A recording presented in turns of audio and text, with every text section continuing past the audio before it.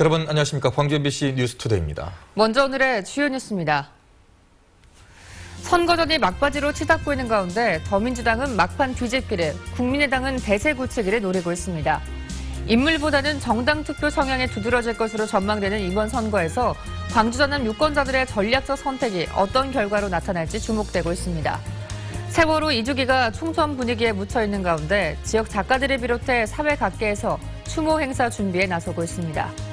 국립아시아 문화전당이 광주 시립발레단과 함께 발레와 우리나라 씻김굿을 결합한 창작발레 공연을 준비하고 있습니다. 제20대 총선이 하루 앞으로 다가왔습니다. 여야 정당은 어제부터 48시간 무박 2일 총력전에 나섰는데요. 뒤집기 대 굳히기의 대결도 막판으로 접어들면서 더욱 격렬해졌습니다. 김인정 기자입니다. 선거운동 막바지. 여전히 지역구 절반가량이 접전 지역으로 분류되는 상황. 더불어민주당은 막판 뒤집기가 이미 시작되고 있다며 정권 교체의 결정적 반전의 계기를 호남 유권자들이 만들어달라고 호소했습니다. 못난 자식 품어주는 따뜻한 어머니의 마음으로 더불어민주당을 안아주십시오.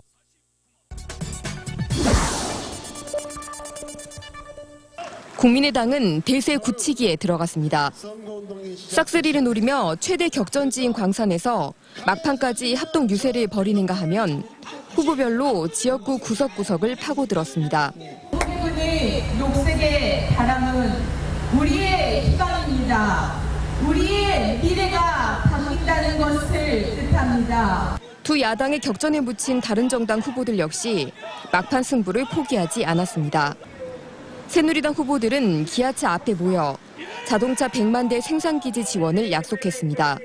산업 발전, 먹거리 창출, 청년들의 일자리 만들기에 중점을 두고 정의당은 정책과 공약으로 승부하겠다며 진보 대표 정당으로 키워달라고 호소했고 하루하루 열심히 일하고 땀 흘려서 돈 버는 우리 서민들을 위한 정치를 하려고 합니다. 민중연합당은 원내 진입을 목표로 정당 득표율 올리기에 사활을 걸었습니다. 기호 16번 민중연합당에게 던진 표는 무기력한 야당을 깨우는 영양제 역할을 할 것입니다. 다른 무소속 후보들 역시 무박 2일 이틀간 선거구를 누비며 총력전에 나서고 있습니다. MBC 뉴스 김인정입니다. 이제 이틀 뒤면 선거 결과가 나옵니다. 여러분도 많이 궁금하실 텐데요. 결과가 나오기 전까지 마지막 변수는 뭐가 될지 짚어봤습니다. 윤군수 기자입니다. 공천 과정을 생각하면 더민주나 국민의당이나 인물로만 승부를 보기는 어렵습니다. 그래서 이번 투표는 정당 투표 성향이 두드러질 걸로 보입니다. 후보들의 합동 유세, 합동 기자회견이 유난히 많은 것도 이 때문입니다. 어느 정당 후보에게 투표할지는 정권 교체 가능성이 어느 쪽에 더 있다고 보는가에 달려 있습니다. 호남이 손을 거둬들이지 않는다면 정권 교체 반드시 해낼 수 있다고 광주 시민들께 자신 있게 말씀드립니다. 1번 그냥 놔두고 2번, 3번, 4번 모두 합해도 못 이깁니다. 그래서 1번을 깨뜨리는 것이 중요합니다. 문재인, 안철수 두 대선 주자 중에 누구를 더 믿는지 혹은 상대적으로 누구를 더 선호하는지도 유권자들의 선택에 영향을 미칠 수 있습니다. 아직 확신이 서지 않은 상황이라면 두 정당의 표를 나눠주는 호남 특유의 전략적 선택이 이루어질 수 있습니다. 투표율은 또 다른 변수입니다. 경험상으로는 젊은 층의 참여 정도에 따라서 투표율이 결정될 가능성이 높은데 더민주는 상대적으로 젊은 층의 지지가, 국민의당은 장년층의 지지가 높습니다. 또 선거 당일 오전까지 예보돼 있는 비가 투표율에 어떤 영향을 미칠지도 주목됩니다. MBC 뉴스 윤문수입니다. 오늘 대기 상태는 청정 단계를 유지하겠습니다. 현재 광주가 9도고요. 한낮에는 21도까지 오르겠습니다. 아침과 저녁은 다소 쌀쌀한 만큼 큰 일교차 염두에 두시고 옷차림하셔야겠습니다. 오늘 차차 흐려져 밤부터 비가 내리겠는데요. 광주와 전남 내륙에는 5에서 30mm의 비가 예상됩니다. 이 비는 내일 낮에 그치겠는데요. 오전에 투표하신다면 우산 꼭 챙기셔야겠습니다. 구름 영상입니다. 광주와 전남의 구름 구름이 많이 껴있는데요. 오늘은 남서쪽에서 다가오는 기압골의 영향으로 차차 흐려지겠고 오후부터는 서해안과 남해안 지역을 중심으로 바람이 다소 강하게 불어오겠습니다.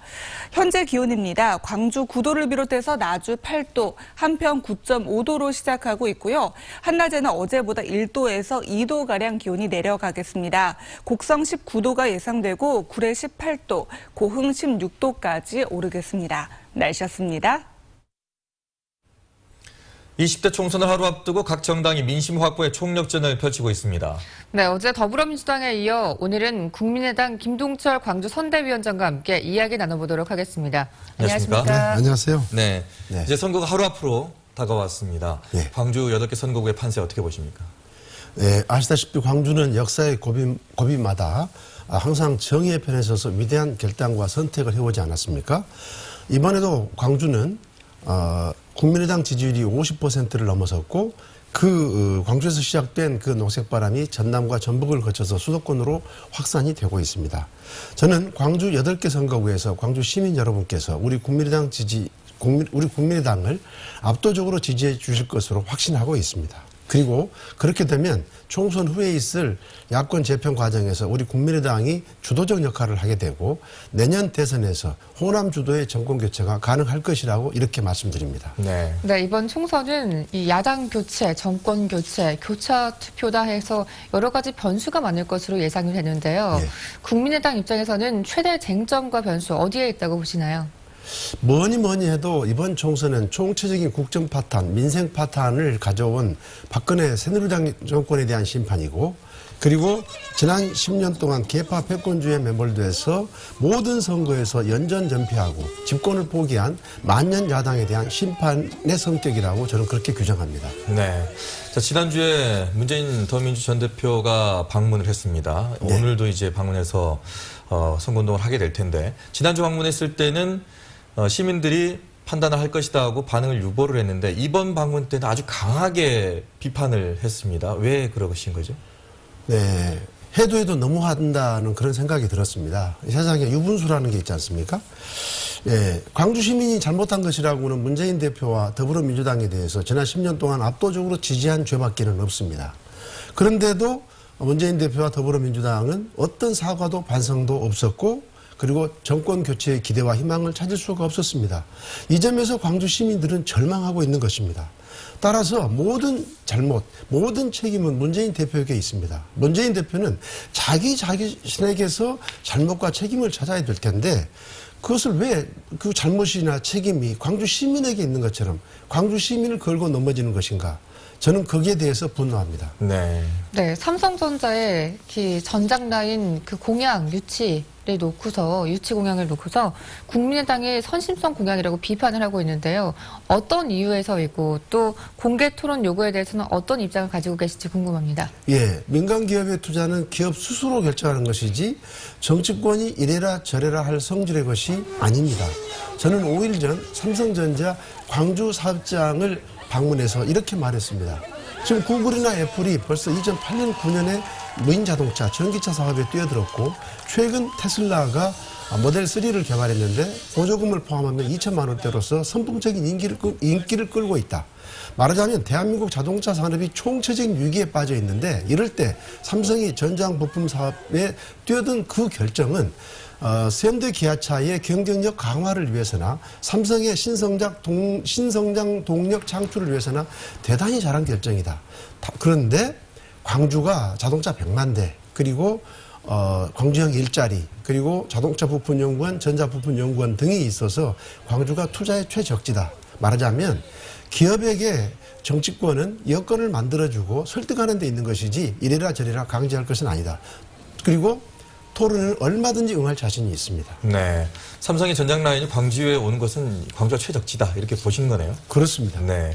자, 끝으로 유권자들에게 한 말씀 해주시죠. 네, 광주는 역사의 고비마다 무엇이 우리 광주에게 이익이냐를 가지고서 판단하지 않고 무엇이 옳으냐, 무엇이 정의냐를 가지고 판단했기 때문에 광주는 인구가 적어도 대한민국을 선도해 올 수 있었고 그래서 광주의 선택은 항상 위대하다는 그런 판단을 받고 있습니다. 이번에도 광주가 녹색바람의 진원지가 되고 있고 그 바람이 호남을 넘어서 수도권으로 확산되고 있습니다. 저는 광주 시민 여러분을 그런 점에서 존경합니다. 사랑합니다. 이번 국민의당 승리는 광주의 승리이고 광주 시민의 승리가 될 것입니다. 끝까지 압도적으로 지지해 주실 것을 호소드립니다. 감사합니다. 네, 이른 아침 나와주셔서 고맙습니다. 네, 감사합니다. 하루 남은 제20대 총선, 장애인들은 후보자들의 정보 파악부터 투표장 접근까지 많은 어려움을 겪습니다. 시각장애인들을 위한 점자형 공보물 발행이 의무화되는 등 개선되고 있지만 아쉬움은 남습니다. 김진선 기자입니다. 지난주 전남의 한 사전투표소. 휠체어 이용자와 거동이 불편한 유권자들도 1층에 마련된 투표장을 찾았습니다. 2층에 그럴 때는 좀 불편하고 안 해볼 때도 그러던데. 선거 당일 전남의 투표소는 870개. 대부분 1층에 설치됐고 1층이 아닌 경우 승강기가 설치된 곳에만 투표소를 마련했습니다. 22개 시군마다 한 곳씩 농아인 유권자가 많은 곳에는 수화통역사도 배치됐습니다. 장애인용 신형 기표대도 설치하는 등 투표 참여 불편자의 투표 편의를 위하여 많은 노력을 하고 있습니다. 이번 선거부터 제출이 의무화된 점자형 선거 공보물입니다. 도내 3,500여 명의 시각장애인 유권자들에게 배포됐지만 미흡한 점도 많습니다. 책자형 공보물과 똑같이 12면으로 제한되면서 크기를 조절할 수 없는 점자의 특성상 담을 수 있는 내용이 60%가량으로 줄어든 겁니다. 간단한 아주 정말 미비한 공약 정도가 들어가서 이거는 시각장애인을 위해서 한 건지 의무니까 한 건지 사실 구분이 안 가기도 하고요. 전남의 장애인 유권자는 지난 2014년 말 기준으로 14만여 명. 당연한 권리에도 여전히 어려운 한 표를 행사하고 있습니다. MBC 뉴스 김진선입니다. 초광역 선거구가 된 고흥, 보성, 장흥, 강진 선거구가 혼탁 과열 양상을 보이고 있습니다. 현역 의원 2명이 선거 막바지까지 치열한 신경전을 벌이면서 정책이나 공약은 주목받지 못하고 있는 분위기입니다. 문영철 기자입니다.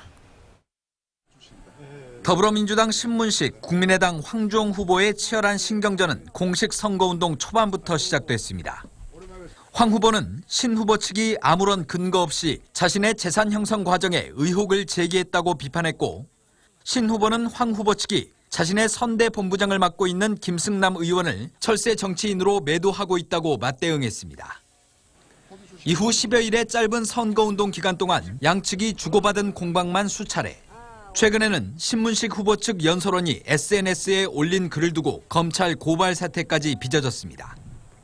4개 군이 하나의 선거구로 묶이면서 각자 자기 지역 출신의 후보가 당선돼야 한다는 소지역주의도 강하게 번져가는 상황. 여기에 각 후보들 따라 기초의원들까지 양분되는 모습을 보이면서 밑바닥 민심도 갈팡질팡하고 있습니다. 이러는 사이 당초 후보자들이 내세웠던 인물이나 정책 선거는 찾아보기 어려워졌습니다. 별로 신경 안 씁니다. 저희는 원래 당보고 많이 하거든요. 여기는 거의 당이에요.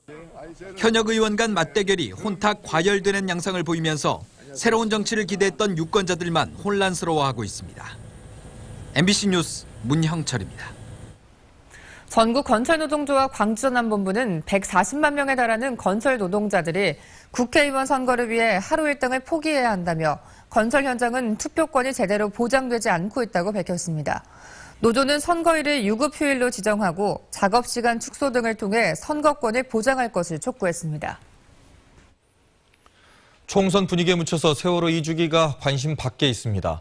추모 분위기 조성을 위해서 지역 작가들이 나섰는데요. 종교계와 교육계도 추모 행사를 준비하고 있습니다. 송정근 기자입니다. 세월호 참사로 숨진 학생들이 하늘나라에서 편히 쉴 수 있도록 나무로 집을 만들고 하늘에서 쓸 동전을 담을 지갑도 놓여 있습니다. 다른 한켠에는 어두운 밤하늘을 지켜줄 부엉이도 걸려 있습니다. 세월호 참사 2주기를 추모하기 위한 전시회 준비가 막바지로 치닫고 있습니다. 애도 있고 아이가 어리다 보니까 이제 같이 데리고 다니기가 좀 핑계 같지만, 그래서 이제 이번 기회에 저희만의 이제 마음으로 이렇게 표현하고 싶었습니다. 이번 전시회에는 지역 작가 20명이 100일 동안 만든 1,300여 점의 작품이 선보입니다. 세월호 참사를 잊지 말고 기억하자는 뜻을 담았습니다. 전시회는 다음 달까지 계속되며 수익금은 세월호 희생자와 생존자들을 위해 사용됩니다. 돈과 이윤보다 생명과 안전이 더 우선되는 사회를 위한 그런 기억들이 좀 더 많은 사람들과 나누고 싶은 마음에서 하게 되었습니다. 지역 종교계도 세월호 참사 2주기인 오늘 16일에 진도 팽목항에서 추모 행사를 진행합니다. 또 이달 한 달을 추념기간으로 정한 교육계도 팽목항을 방문하고 토론회를 개최하는 등 2주기 추모 행렬에 동참합니다. MBC 뉴스 송정근입니다. 생동하는 봄을 맞아서 국립아시아문화전당에서 창작 발레 공연 작품이 선을 보입니다. 광주 시립발레단과 공동 제작한 첫 작품으로 국립발레단 수성무용수로 활약했던 발레리나 김주원 씨가 참여했습니다. 이미지 뉴스 리포터입니다. 현악 앙상블의 힘찬 전통 가락이 절묘하게 어우러집니다. 음악에 몸을 맡기는 무용수들의 춤사위에서는 절제된 힘이 느껴집니다. 태양신에게 처녀를 산재물로 바치던 태고의 의식을 현대적으로 재해석한 창작 발레입니다. 발레와 우리나라 씻김굿을 결합한 안무는 사랑과 희생의 감정을 한국적이고 보편적으로 표현했습니다. 아주 옛날 한국 사람들의 그런 어떤 제사를 지낼 때 그런 몸가짐이나 생각 그런 것들을 좀 많이 연구했어요.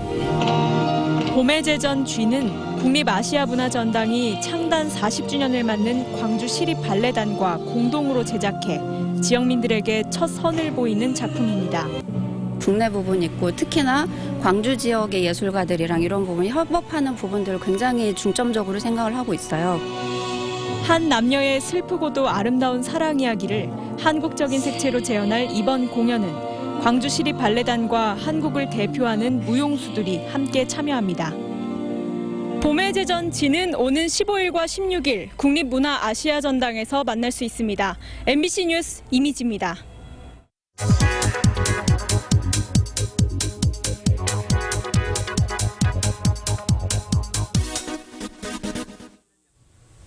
한때 우리 주변에서 쉽게 찾아볼 수 있었던 공중전화. 휴대폰이 보급되면서 하나둘 사라졌는데요. 더 이상 공중전화만의 이야기가 아닙니다. 흔히 CD기나 ATM기기라고 부르죠.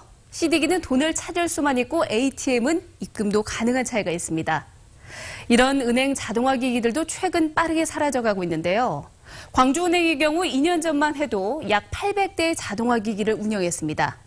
하지만 지난해 기준으로 625대만을 운영하고 있어 1년 사이에 180대 가까이 없어졌습니다.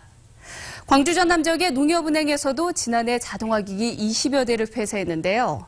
은행의 자동화기기가 줄어드는 이유는 적은 금액도 신용카드로 결제를 하는 추세 속에 인터넷과 모바일 뱅킹이 빠르게 확산되고 있기 때문입니다. 자동화기기가 적어지면 그만큼 첨단 기기에 익숙하지 않은 중장년층의 불편이 커지겠죠. 일부에서는 은행들이 돈이 안 된다는 이유로 슬그머니 자동화기기를 없애는 것 아니냐며 곱지 않은 시선을 보내고 있기도 합니다. 카드뉴스였습니다. 농민단체와 4.13 총선 후보들은 공동으로 농업직불금 감축 계획을 중단하라고 촉구했습니다. 농민단체와 총선 후보들은 전라남도의회 브리핑룸에서 기자회견을 열고 정부가 농업직불금을 2016년 재정사업 심층 평가 대상으로 선정해 사실상 직불금 감축을 추진하고 있다며 OECD 국가 중에서 비중이 가장 낮은 농업직불금 개발을 관철시키겠다고 밝혔습니다. 광주지법 민사14부는 지난 2014년 담양 모 바비큐 화재로 10명의 사상자가 발생한 사건과 관련해 피해 유가족 등에 제기한 손해배상 청구 소송에서 전라남도와 업주는 총 16원가량을 배상하라며 원고 일부 승소 판결했습니다. 재판부는 바비큐장이 관계법령에 따라 적합하게 설치됐는지 제대로 점검받지 않았다며 이같이 판결했습니다. 제20대 총선을 안전하게 치르기 위해 광주시 소방안전본부가 광주 지역 투 개표소 364곳에서 특별 경계 근무에 나섭니다. 시 소방안전본부는 만일의 사고에 대응하기 위해 투표소 5곳 안팎에 소방공무원과 소방차를 배치하고 화재 등 각종 안전사고에 대비해 24시간 감시체계를 확립하기로 했습니다. 동료 경찰을 성폭행하고 수차례 때린 혐의로 입건된 경찰이 파면됐습니다. 광주지방경찰청은 징계위원회를 열고 동료 여자경찰을 성폭행하고 상습적으로 폭행해 다치게 한 혐의로 입건된 북부경찰서 소속 A경장을 파면 조치했다고 밝혔습니다. A경장은 지난달 동료 여자경찰의 고소로 긴급 체포돼 입건된 뒤 기소 의견으로 검찰에 송치됐습니다.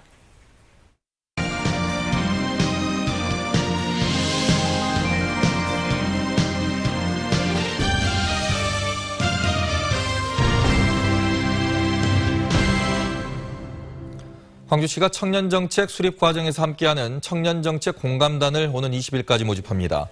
청년정책 공감단은 광주시의 청년정책의 의견을 제시하고 청년의제 발굴을 위한 광주 청년포럼 등의 토론자로 참여하게 됩니다. 청년정책 공감단은 공개 모집 50%와 추천 모집 50%로 모두 300명으로 구성되며 만 15세 이상 광주 시민 누구나 참여할 수 있습니다. 지산유원지 리프트카가 운행을 재개합니다. 광주시는 윤장현 광주시장이 직접 리프트카에 탑승해 시설 개선 명령에 따른 후속 조치 상태를 점검한 뒤 운행 재개를 결정했다고 밝혔습니다. 지산유원지 리프트는 지난해 12월 승객 2명이 추락하는 사고가 발생한 뒤 운행이 중지됐고 그동안 안전바와 의자 발판을 교체하거나 새로 설치하는 등 시설을 개선했습니다.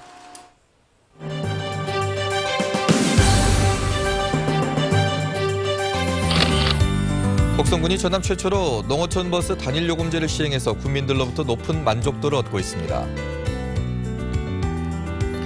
광주여자대학교 사회복지학과 학생 10명이 광주 보호관찰소의 청소년들을 위해 멘토로 나섰습니다.